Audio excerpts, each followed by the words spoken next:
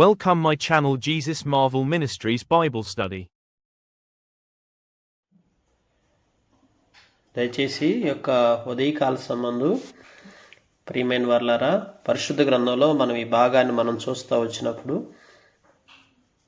దేవుని యొక్క వాక్య భాగంలో యాకోబు వంశస్థులకు ఈ మాట తెలియచేయుడి, యోధా వంశస్థులకు సమాచారము చాటించుడి, కన్నులుండియో చూడకయు, చెవులుండి వినకయు, నన్ను వివేకము లేని మూడులారా.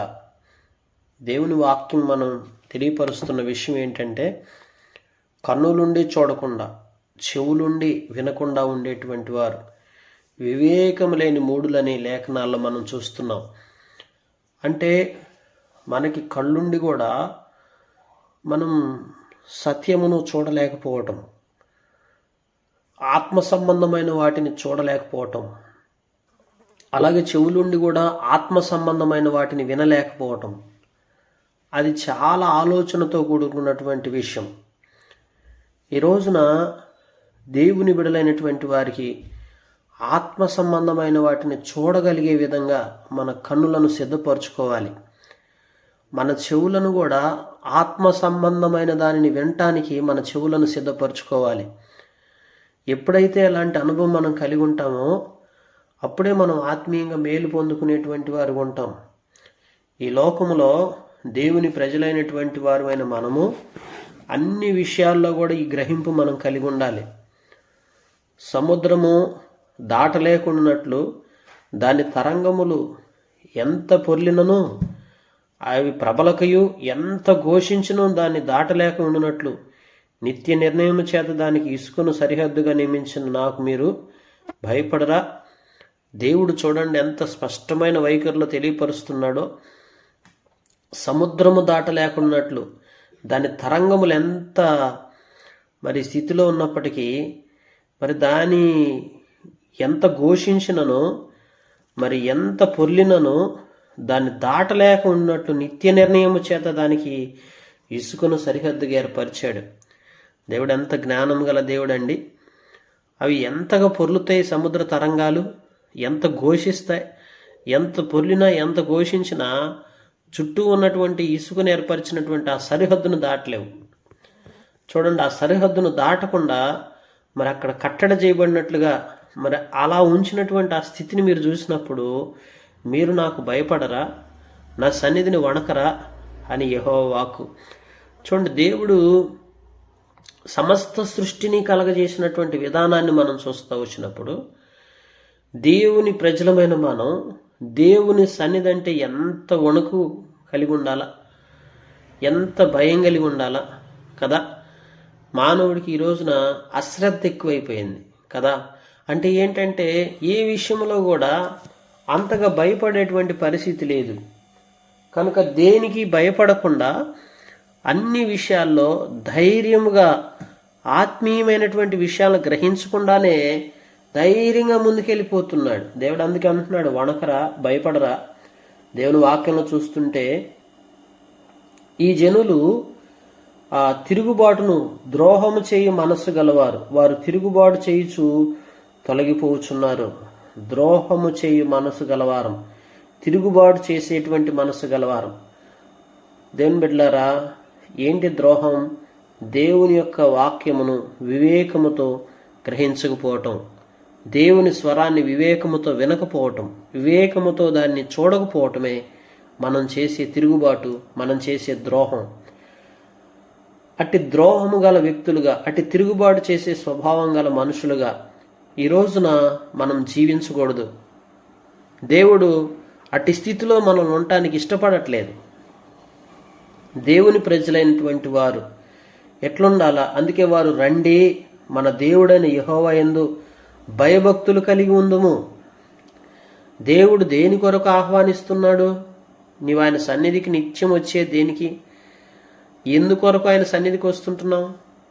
వాస్తవికంగా మనం ఆయన సన్నిధికి వస్తుంది దేని కొరకు అంటే మనం భయభక్తులను కలిగి ఉండటానికి. ఆదివారం సండే దేవుని సన్నిధికి ఎందుకు వెళ్ళాలి? మిగిలిన సమయాల్లో కూడా దేవుని సన్నిధిలో ఎందుకు గడుపుతూ రావాలి? దేవుని మందిరం ఎందుకు? అసలు దేవుని మందిరానికి వెళ్ళాల్సినటువంటి అవసరం ఏంది? భయభక్తులు కలిగి ఉండటానికి. ఈ భయభక్తులు అనేది నువ్వు కలిగి లేనప్పుడు, నీవు ఆత్మ సంబంధంగా ఏమీ నేర్చుకోలేనప్పుడు, ఏమీ కూడా గ్రహించలేనప్పుడు, నీ చెవులతో ఆ వాక్యం విని నువ్వు గ్రహించే మనస్సు నీలోకి రానప్పుడు, నీ కన్నులతో ఆత్మ సంబంధమైన విషయాలను గ్రహించుకొని, వాక్యమును గ్రహించుకొని, దేవుని ఎడల భయభక్తులు కలిగి జీవించే జీవితం నీవు కలిగి ఉండటానికి దేవుని సన్నిధికి రావాలి. అది నీలో లేకపోతే దేవుని సన్నిధికి వెళ్ళి కూడా నిష్ప్రయోజనమే. మనం ప్రియమైన వారలారా, అందుకే దేవుని వాక్యంలో అక్కడ రాశాడు, ఆయన తొలకరి వర్షమును కడవరి వర్షమును దాని దాని కాలములందు కురిపించువాడు కాదా, నిర్ణయింపబడిన కోతకాలపు వారములను ఆయన మనకు రప్పించునని తన మనసులో అనుకొనరు. దేవుని వాక్యంలో చూడండి, నిర్ణయింపబడిన కోతకాలపు వారములను. అందుకే పరిశుద్ధుని రాశాడు, కడవరి వర్షం ఆయనే, తొలకరి వర్షం ఆయనే సృజించాడు. కనుక కోతకాలం వచ్చేసరికి మరి వారములను ఆయనే రప్పించున్నాడు. మీ దోషములను వాటి క్రమమున తప్పించను, మీకు మేలు కలుగుకుండుటకు మీ పాపములే కారణము. దేవుని వాక్యంలో చూడండి, పరిశుద్ధ గ్రంథంలో మనం చూస్తూ వచ్చినప్పుడు, ప్రియమైన వారలారా, ఈ భాగాన్ని మనం పరిశీలనగా చూస్తూ వచ్చినట్లయితే మనకి మేలు కలగకుండకపోవటానికి కారణం ఏంటండి? మన యొక్క పాపమే కారణం. మీ దోషములు వాటి క్రమమును తప్పించడం. చూడండి, క్రమమును తప్పించడం అంటే ఏవైతే మేళ్లు జరగాల్సి ఉన్న నీ జీవితంలో ఆ మేలుల యొక్క క్రమం తప్పిపోతుందంటండి. మనం ఎప్పుడైతే దోషాన్ని దాచుకుంటామో, దేవుని ఎడల భయభక్తులు కలిగి జీవించకుండా ఎప్పుడైతే ఆత్మీయంగా పాపమును దాచుకుంటామో, పాపమును అలాగే కొనసాగిస్తూ వస్తామో, దేవుని యొక్క భయం కలిగి నువ్వు ఎప్పుడైతే జీవించకుండా ఏది చేసినా పర్లేదులే అనుకొని నీ అంతరంగంలో ఎప్పుడైతే ఆ భయాన్ని విడిచిపెట్టేసి భయభక్తులు కలిగి జీవించకుండా ఎప్పుడైతే నీవు నీ మనసులో అలా అనుకొని మరి అలాంటి స్థితిలో ఉంటావో, దేవుడు అంటున్నాడు, కోతకాలం వర్షాకాలం ఎట్లయితే సమయాలు నిర్ణయించి దాని సమయాల ప్రకారం దేవుడు జరిగించుకుంటూ వస్తున్నాడో, అలాగే మరి నీ జీవితంలో మేళ్లు జరగాల్సినవి ఉన్నాయి కదా, ఒక క్రమ పద్ధతిలో జరగాల్సినటువంటి మేళ్లు మీ యొక్క దోషాలను బట్టి ఆ క్రమంలో జరిగించబడకుండా ఆ మేళ్ళన్నీ కూడా ఆ పాప కారణము చేత ఆగిపోతాయి అని రాయబడతా వచ్చినాయండి. ఈరోజు మన అందరి జీవితాల్లో మనం ఎన్ని మేళ్ళు అనుభవించాలి. దేవుడు మనల్ని కంటికి కనపడని, చెవికి వినపడని, హృదయానికి గోచరము కానీ ఎన్నో మేళ్లు చేయడానికి నేను దేవుని సన్నిధిలో దేవుని కుమార్తెగా, దేవుని కుమారుడుగా నిన్ను ఎన్నుకున్నాడు. నీ జీవితంలో ఎన్ని రకాల మేళ్లు చేయాలనుకుంటున్నాడంటే, నీకు అసలు ఊహకందనటువంటి మేళ్లు చేయాలని కోరుకుంటున్నాడు. అది కూడా ఒక క్రమ పద్ధతిలో చేసుకురావాలనుకుంటున్నాడు. ఒకదాని తర్వాత ఒకటి, ఒకదాని తర్వాత ఒకటి, ఒకదాని తర్వాత ఒకటి ఎన్నో మేళ్లు నీ జీవితంలో జరిగించడానికి దేవుడు ఇష్టపడుతూ వస్తున్నాడు. అయితే జరుగుతున్నది ఏంటంటే, ఎప్పుడైతే మనం దేవుని ఎడల భయభక్తులను కోల్పోయి, ఎప్పుడైతే దేవుని సన్నిధిలో సరైన విధానంలో నడుచుకోకుండా దేవుని మీద తిరుగుబాటు చేస్తూ, ద్రోహము చేస్తూ, ఆ యొక్క భయభక్తులు కలిగి జీవించాల్సిన మనం జీవించకుండా ఎప్పుడైతే మనం ఎక్కడ భయాన్ని కోల్పోయి ప్రవర్తిస్తామో, అప్పుడు ఏమవుతుందంటే అది దోషంగా మార్చబడుతుంది. అది పాపం, ఆ పాపమే దోషముగా మార్చబడి ఆ దోషము మనకు చేసేటువంటి మేళ్ల యొక్క క్రమాన్ని దెబ్బతీస్తుందంటండి. అంటే ఆ సీక్వెన్స్ అనేది పాడైపోతుంది. అంటే ఒకదాని తర్వాత ఒకటి, ఒకదాని తర్వాత ఒకటి జరగాల్సిన మేళ్లు ఆగిపోతాయి. ఉదయకాల సంబంధం ఆలోచిస్తున్నావా? నీకు మేలు జరగాలనుకుంటే నీ పాపమును తీసివేసుకో. దేవుని దృష్టికి ఇది తప్పు అని అనిపిస్తే దాన్ని ఆ క్షణమందే విడిచిపెట్టేయటానికి ఇష్టపడు.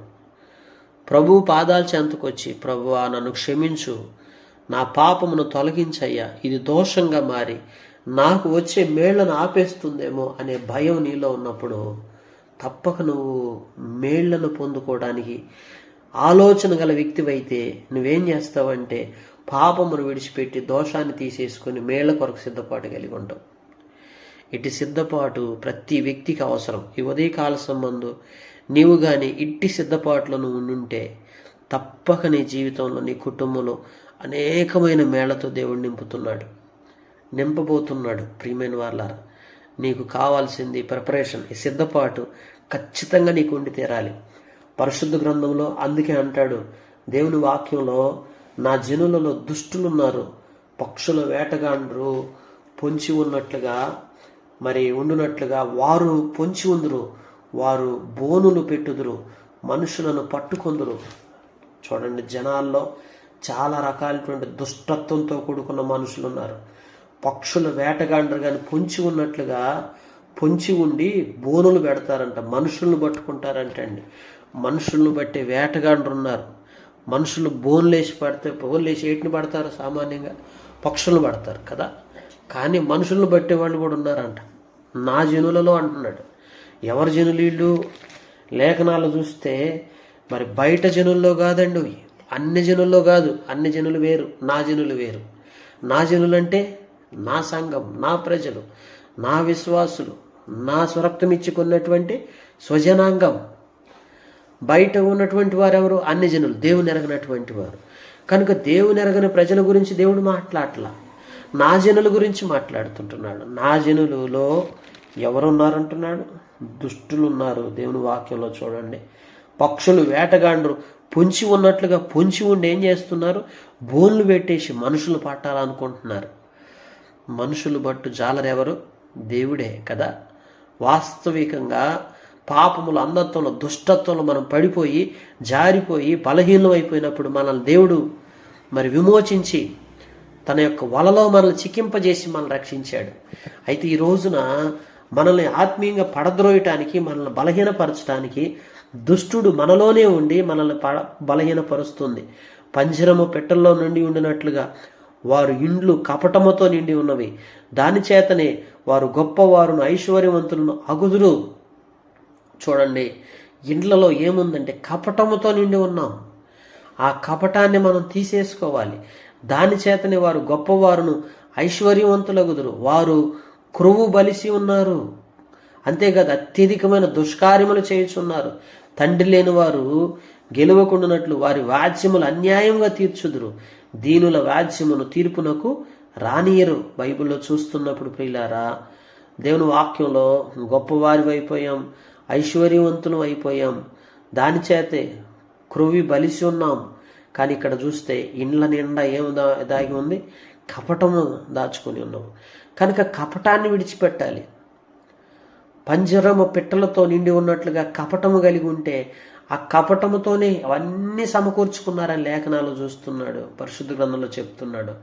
అత్యధికమైన దుష్కార్యములు చేయుచున్నారు, అత్యధికమైన దుష్కార్యాలు. దేవుని బిడ్డలారా, దుష్కార్యాలు చేసేవారిగా మన జీవితం ఉండకూడదు, కపటము గల వారిగా మన జీవితం ఉండకూడదు.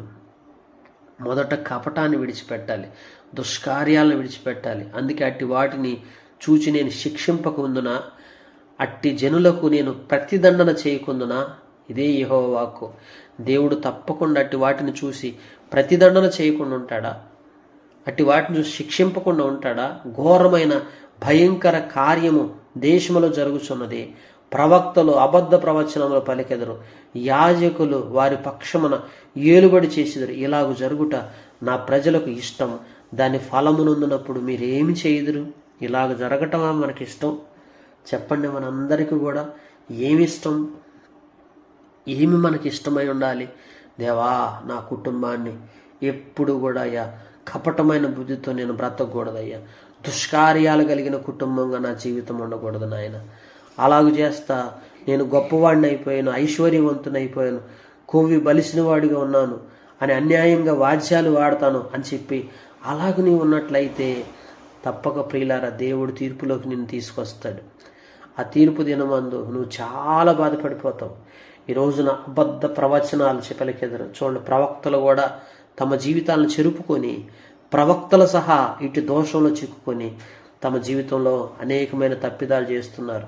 అయితే అబద్ధ ప్రవచనాలు పలుకుతున్నారు. యాజకులు కూడా వారి పక్షాన చేరిపోయి ఏలుబడి చేస్తున్నారంటే యాజకులైన వారు కూడా మోసపోతున్నారు ఇట్లాంటి విషయాల్లో. కనుక ఇలాగ జరుగుట నా ప్రజలకు ఇష్టం. దేవుని బిడ్డలారా, ఇలాగ జరగటం నిజంగా దేవుని ప్రజలకు ఇష్టం ఉండకూడదు. ఎందుకంటే లోక సంబంధంగా మనం కపటంతో బ్రతికి దుష్కార్యాలు చేసి దేవుని తీర్పులోకి వచ్చి ఇహలోక సంబంధంగా ఏదో అన్ని సమకూర్చుకుంటున్నామని ఆలోచనతో బ్రతకటంగా దేవుని దృష్టికి యథార్థంగా బతకాలి.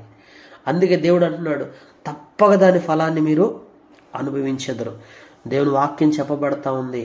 కనుక ప్రియమైన వాళ్ళారా, ఏ ఫలం మనం పొందుకునే వారికి ఉండాలి. అందుకే దేవుని వాక్యంలో చూస్తే ఆత్మ ఫలాల గురించి చెప్పబడింది. అనేక ఫలాలు భూమి మీద మనం అనుభవించడానికి దేవుడు మనం ఏర్పరచుకున్నాడు. చూడండి, అందుకనే ఏ యొక్క వ్యక్తిత్వాన్ని మనం కలిగి ఉంటామో దాని ఫలాన్ని ఖచ్చితంగా మనం పొందుకుంటాం. కనుక ఉదయకాల సంబంధం ఒకసారి మనం ఆలోచన చేద్దాం, భయభక్తులు కలిగి జీవిద్దాం. భయభక్తులు కలిగి ఉండటానికి దేవుని సన్నిధికి వెళ్దాం. దేవుని సన్నిధికి ఏదో ఊరికి వెళ్ళి రాకుండా భయభక్తులు కలిగి ఉండటం ఎట్లా నేర్చుకుందాం. అందుకే నా కాడి సులువు అంటాడు, నా యొద్ద నేర్చుకోమంటాడు దేవుడు. ప్రతిరోజు మనం భయభక్తులు కలిగి ఉంటాన్ని నేర్చుకోవాలి. ప్రతిరోజు కూడా మనం ఎట్లాగా భయభక్తులు కలిగి జీవించాలనేది అభ్యాసం చేసుకోగలగాలి. దాన్ని మనం విస్మరించి మన ఇష్టానుసారంగా మనం జీవిస్తూ వచ్చినప్పుడు తప్పక ప్రియులారా, ఏదైతే మనం పాపాన్ని కప్పుకుంటా, ఏదైతే తప్పిదాలను కప్పుకుంటా దాన్ని అలానే దాచుకుంటూ వెళ్ళిపోతామో భయభక్తులు విడిచిపెట్టేసి అది దోషంగా మార్చబడుతుంది. తర్వాత మన ఇళ్లలో జరుగుతున్న కపటమైనటువంటి ఆలోచన, అలాగే చేయుచున్న దుష్కార్యాలు, ఇవన్నీ దేవుడు చూడకుండా ఉండడు. వాటన్నిటిని చూసి దేవుడు తగిన సమయం తీర్పు తీర్చి దాని ఫలాన్ని మనకిస్తానంటున్నాడు. అలాంటి స్థితిలో మనం ఉంటే ఆ ఫలాలు మనం పొందుకున్నప్పుడు బాధపడతాం. అయ్యో, ఏంటి ఇట్లా జరిగింది, ఏంటి మా జీవితంలో ఎందుకు ఇలాంటి ఫలాలు వస్తున్నాయా? దోషమే ఫలంగా మారిపోతుంది.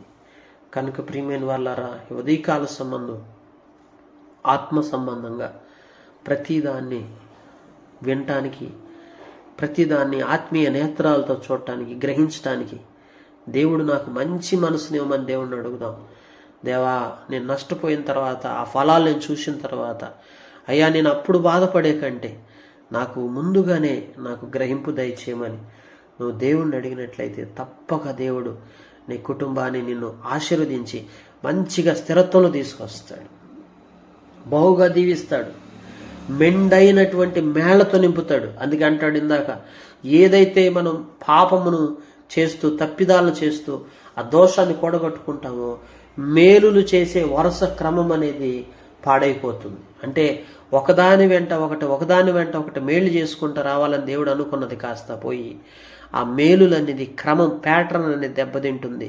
ఎప్పుడైతే వరసలో నీకు మేలు చేయాలనుకున్న దేవుడు ఆ వరస తప్పిపోతుంది, అప్పుడు నీ జీవితం మేళకి దూరం అయిపోతుంది. ప్రియులారా, ఉదయకాల సంబంధం తీర్పుకు సంబంధించిన ఫలము ఏ ఒక్క కుటుంబం పొందుకోకుండా ప్రతి కుటుంబం కూడా మేళ్లతో నింపబడాలని దేవుని ఉద్దేశం.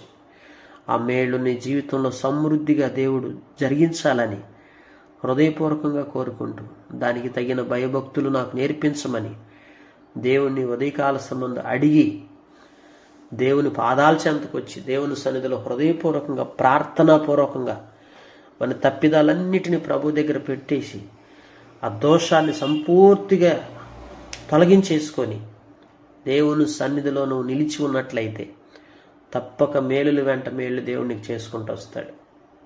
ఒకవేళ అలా ఉండకుండా భయభక్తులు కలిగి జీవించకుండా ఎప్పుడైతే మనము కపటంతో నడుచుకుంటూ దుష్కార్యాలు చేసుకుంటూ వస్తూ ఉంటే తప్పక దాని ఫలాన్ని కూడా మన కుటుంబాలు అనుభవించి తీరాల్సి వస్తుంది. అట్టి స్థితిలో ఏ ఒక్క కుటుంబం ఉండకూడదనే దేవుని ఉద్దేశం. అందుకే ఈ ఉదయకాల సంబంధం మనతో స్పష్టంగా దేవుని వాక్యాన్ని తెలియపరుస్తున్నాడు. ప్రభు సన్నిధిలో మోకరించి అట్టి రీతిగా ఏ విధంగా మన జీవితాన్ని కట్టుకోవాలో తెలుసుకొని అట్టి రీతిగా అనేకమైన మేళ్లు అనుభవించేవారుగా మన జీవితాలు ఉండలాగన దేవుడి మాటలు దీవించి మన గ్రహింపులు తీసుకొచ్చి మనకు సహాయం చేసి మనల్ని బలపరచునుగాక.